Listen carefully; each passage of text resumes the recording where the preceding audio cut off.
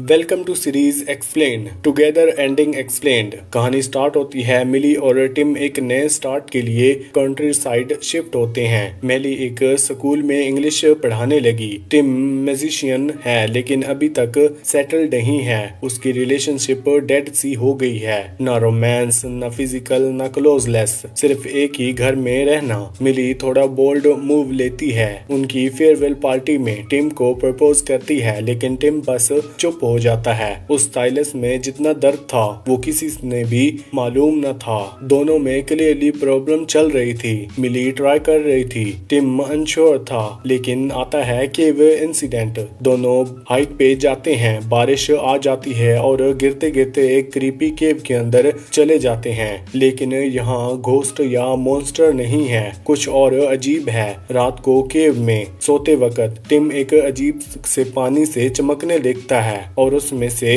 पानी पीता है। सुबह दोनों उठते हैं तो उनके लेग्स किसी ग्लू टाइप सब्सटेंस से चिपक गए होते हैं, लेकिन वो लोग इग्नोर कर देते हैं। ये वार्निंग साइन था, लेकिन हॉरर मूवीज में लोग कभी कभी पहले वार्निंग सीरियसली नहीं लेते। इसके बाद टिम का बिहेवियर बदलने लगता है। जो बंदा कोल्ड और इमोशनली डिस्टेंट था वो अब सडनली मिली की तरफ अनकंफर्टेबली डिजायर महसूस करने लगता था, जैसे कोई एक्सटर्नल फोर्स उसके अंदर पुश कर रही हो। कभी ब्लैकआउट हो जाता है, कभी खुद ही डोर भाग कर जाता है। मिली कंफ्यूज्ड और हेल्पलेस फील कर रही होती है। अब मिलते हैं जेमी से। मिली का नया कोवर्कर फ्रेंडली है, थोड़ा ज्यादा ही हेल्पफुल। डिनर पे बात करते वक्त मिली और टिम उस केव का जिक्र करते हैं। जेमी कैजुअली बताता है कि वो केव पहले एक कोर्च था जो खत्म हो गया था। हो सकता था वो कोई रिटायर या स्कर्ट जगह थी।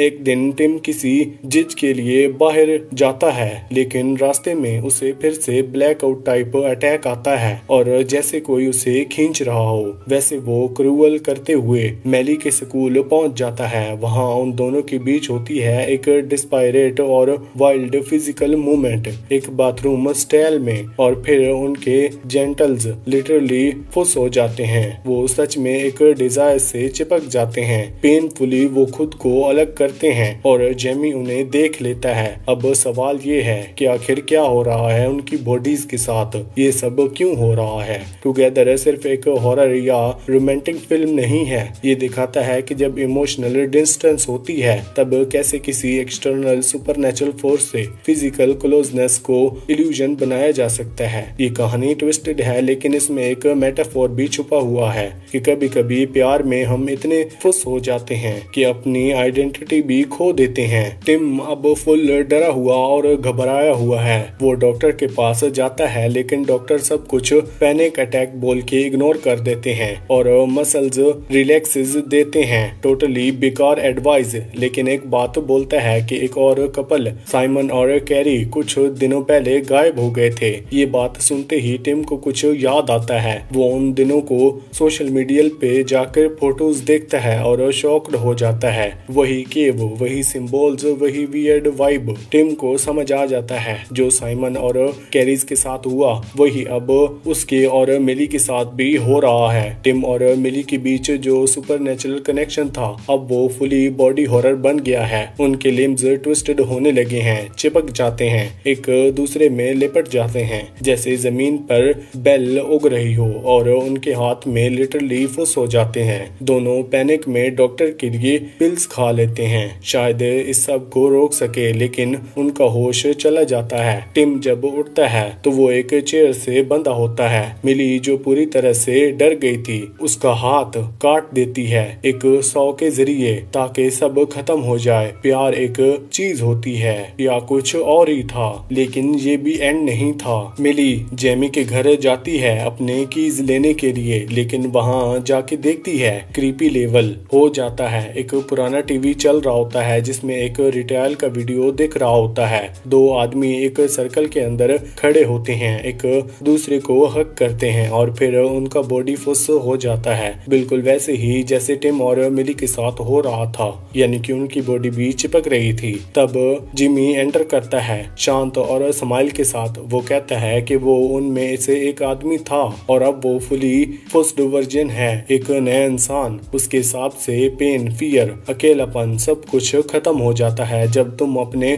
पार्टनर के साथ एक बन जाते हो। जिमी के लिए ये एवोल्यूशन है, लव का नेक्स्ट लेवल। वो चाहता है कि मिली भी ये एक्सपीरियंस करे। जब मिली मना करती है तो जिम उसका हाथ काट देता है फोर्स करने के लिए, लेकिन मिली भाग जाती है और सड़क पे टिम मिलती है। टिम अब समझ जाता है कि वो क्या बन रहा है और वो खुद को खत्म करना चाहता है। उसके हिसाब से मिली को बचाने का सिर्फ एक ही तरीका है, उसकी मौत। वो अपना गला काटने की कोशिश करता है। वहीं दूसरी तरफ मिली भी खून से भाग रही होती है। दोनों इमोशनल और फिजिकल लेवल पे टोटली ब्रेक डाउन कर रहे होते हैं और तब टिम अपना हाथ मिली के हाथ से जोड़ देता है। वाउंड हील हो जाता है, खून रुक जाता है। दोनों ने एक दूसरे को चूज किया, न प्रेशर में न फियर में, बिल्कुल प्यार में। दोनों स्लो डांस करते हैं। एक के रूप में बैकग्राउंड में बजता है। मिली के पार्टनर घर आते हैं, विजिट करते हैं, दरवाजा खोलते हैं, लेकिन जो सामने आता है ना टिम लगता है ना मिली,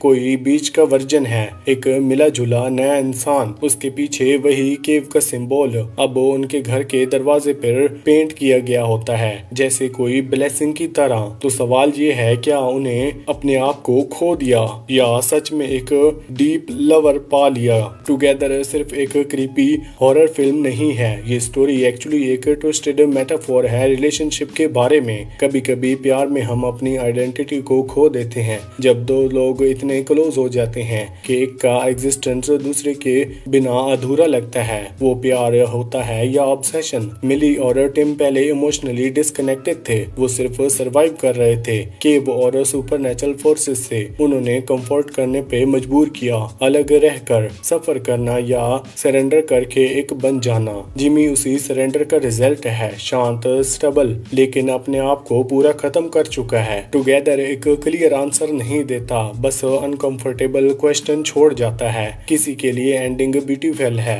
दो ब्रोकन लोग फाइनली वोल हो गए हैं। किसी के लिए हॉरर है, सिर्फ लव की जगह प्रैक्टिस फिजन। लेकिन एक बात पक्की है, ये कोई हैप्पी एंडिंग नहीं है, ये एक ट्रांसफॉर्मेशन थी। इसी के साथ इस मूवी का यहीं पर एंड होता है। वीडियो अच्छी लगी हो तो वीडियो को लाइक करके चैनल को सब्सक्राइब लाजमी करना। Thanks for watching.